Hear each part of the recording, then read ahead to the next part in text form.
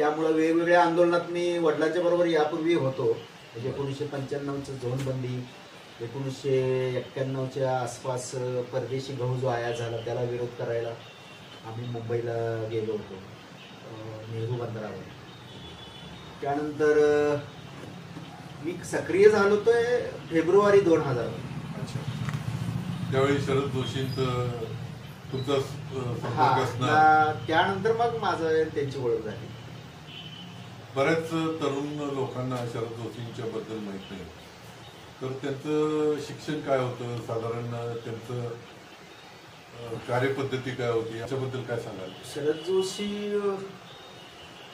1962च्या आसपास एम.कॉम झाले होते मुंबईच्या सिडनी हॅम कॉलेजमधून. आणि त्यानंतर त्यांनी UPSCची परीक्षा दिली, पण त्यांची निवड IPS म्हणजे इंडियन पोस्टल सर्व्हिसमध्ये झाली. थोड्याच काळानंतर पोस्टिंग झालं ते स्वित्झर्लंडमधील बर्न या आंतरराष्ट्रीय पोस्टल ऑफिसवर, आणि तिथं ते कुटुंबासह राहत होते. त्यानंतर त्यांचं लग्न होऊन 2 मुली झाले होते. 1976ला ते नोकरी सोडून भारतात परत. म्हणजे एवढी मोठी नोकरी सोडली आणि ते शेतकऱ्यांच्या कामात गुंतून गेले.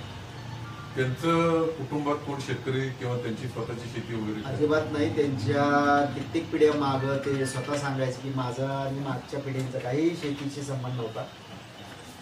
केवळ शेतकऱ्यांची लूट होऊ नये आणि सरकारच करत असेल ही लूट तर त्याला विरोध करायचा म्हणून ते आले. आणि 1979ला त्यांनी कांदा दराविषयी पहिलं आंदोलन पुणे नाशिक रोड तिथं चाकणमध्येच रोखला. हे त्यांचं पहिलं आंदोलन. म्हणजे स्वित्झर्लंड सारख्या देशातली चांगली नोकरी सोडून, आलिशान जीवन सोडून त्यांनी शेतकऱ्यांच्यासाठी ते आले असं म्हटलं तर काय? हो, त्यांनी त्यांचं पुढचं जीवन हे वैराग्याचं जीवन. आणि या सगळ्या त्यांचा जो फंड वगैरे त्यांना नोकरी सोडताना वगैरे काही मिळाला होता, काही रक्कम हाताशी होती, त्यातून त्यांनी पुण्याच्या आमच्या परिसरामध्ये प्लॉट घेऊन घरी बांधलं होतं.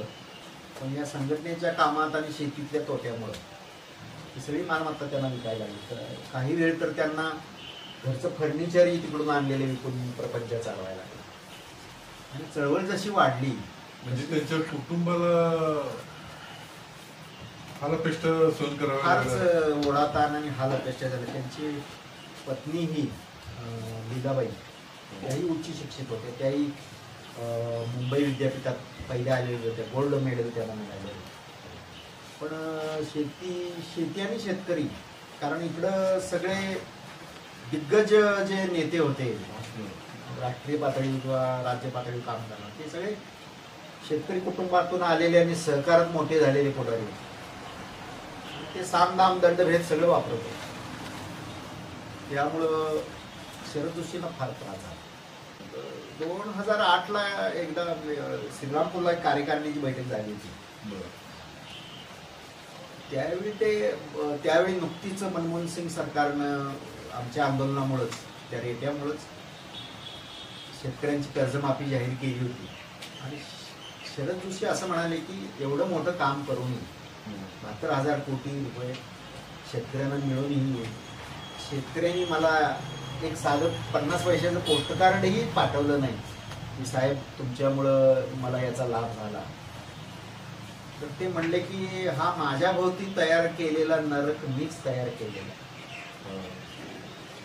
आणि म्हणजे कार्य घडलं मोठं, त्याला निमित्त झाले, त्यामुळे जे त्यांना जे हालअपेष्ट सोसावा लागला. आणि ते पुढे असंही म्हणाले की जरी हा मी नरक तयार केला असला तरी तो मला प्यारा आहे. म्हणजे अशी अवस्था शरद जोशींची झाली. ती शरद जोशींनी केवळ शेतकरीच नाही तर त्या वेळेचे सगळे आर्थिक प्रश्न आणि वेगवेगळे ग्रामीण प्रश्न, शहरी प्रश्न, सगळ्या प्रश्नावर त्यांनी आपापले मतं त्यावेळी मांडलेली. ती आजही मार्गदर्शक आहे.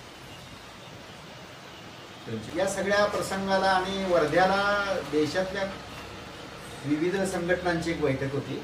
नेते तिथं आले होते. शरद जोशी तिकडे निघाले होते. दरम्यान त्यांना अगोदर घरी फोनवरून धमकीचे फोन आले म्हणजे आम्ही शरद जोशींना ठेवणार नाही वगैरे. त्यामुळे त्यांची पत्नी जाऊ नका म्हणत होती, आम्हाला सोडून तुम्ही जाऊ नका. पण शरद जोशी असंच धाडशी व्यक्तिमत्व, त्यांनी ते ऐकलं नाही आणि त्या जाताना असं म्हणाले की तुम्ही आम्हाला सोडून मुलींना आणि आम्हाला सोडून जाता तर तुम्ही परत आमचं तोंड बघू शकणार नाही. आणि त्याच दिवशी शरद जोशी घराबाहेर पडल्यावर त्यांनी आत्महत्या केली. तर ही 1983ची गोष्ट. भयानक म्हणजे. आणि त्यावेळी त्यांच्याविषयी मतं सुद्धा कलुषित काही माध्यमातून हेतुपुरस्परपणे करण्यात आली होती. हो हो. म्हणजे शेतकऱ्यांना चिथावून गैरलाभ घेणारी व्यक्ती वगैरे अशी जातीयवादी होतो. तो एक जे शरद जोशी सारख्या इतक्या दिग्गज नेत्याचा वापर इथल्या भारतीय लोकांना किंवा यंत्रणेला करता आला नाही. दुर्दैव. जे शक्य आहे ते शरद जोशींनी मात्र रात्रंदिवस धावपळ करून केलं. नाही, आपली इथली व्यवस्थाच अशी आहे म्हणजे इतक्या वर्षाच्या कालखंडात की आपण पुढच्या व्यक्तीला ओळखायला कमीच पडतो. आपल्यात तेवढी गुणवत्ता नाही आहे. ज्यावेळी कळतं त्यावेळी ती व्यक्ती नसते हां किंवा ती संधी गेलेली असते. Thank you sir.